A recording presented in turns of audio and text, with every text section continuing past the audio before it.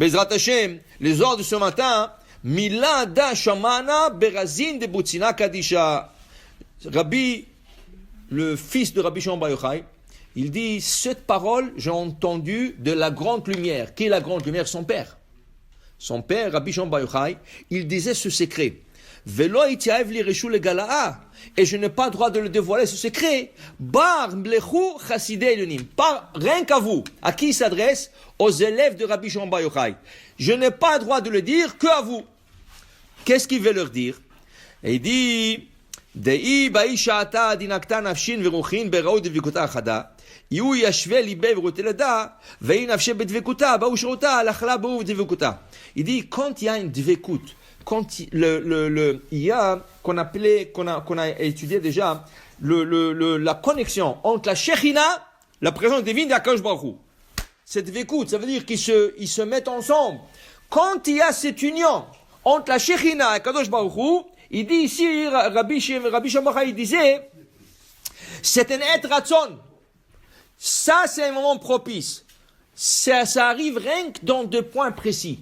Maintenant, puisque c'est et ratzon, puisque c'est un moment propice, là, ta prière, tu fais une prière et la prière, elle passe.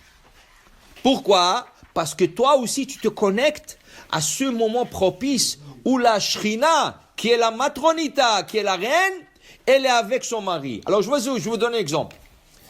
Quand le rabbi de Lubavitch était vivant, il faisait toujours de Fabrengen. Dans le Fabrengen, il y avait 500 personnes, 1000 personnes, 2000 personnes. Ça dépend du Fabrengen, ça dépend de la date. Okay? Et dans le Fabrengen, il disait des vrais Torah. Il disait des vrais Torah, des vrais Hassidout. Un jour, il y avait un Fabrengen, il y avait 2000 personnes. Et il disait un Dvar Torah. Du coup, il arrête le Dvar Torah. Il leur a dit, dites-moi, qui veut devenir riche? Alors personne n'a levé la main, ils avaient honte. Ils disent quoi? Qu'est-ce que je vais dire au rabbi?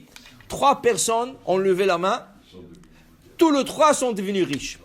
Il leur a dit, c'est dommage que vous n'avez pas tous levé la main. Pourquoi? Parce que le juif, Baruch Hashem, on a besoin de beaucoup d'argent. Pourquoi on a besoin de l'argent?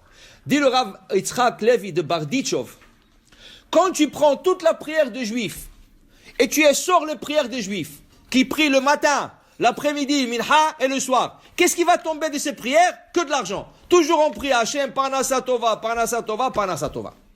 Mais il dit, par contre, si tu prends l'argent qui possède un juif et tu le sors, qu'est-ce qui va tomber? Mitzvot, mitzvot, mitzvot.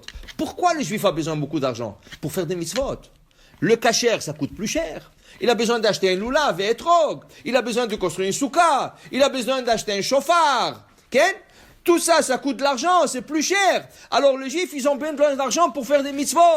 Alors, il leur a dit, le rabbi, quand on prie Hachem, on prie pour la parnassa, la parnassa, la parnassa. Okay?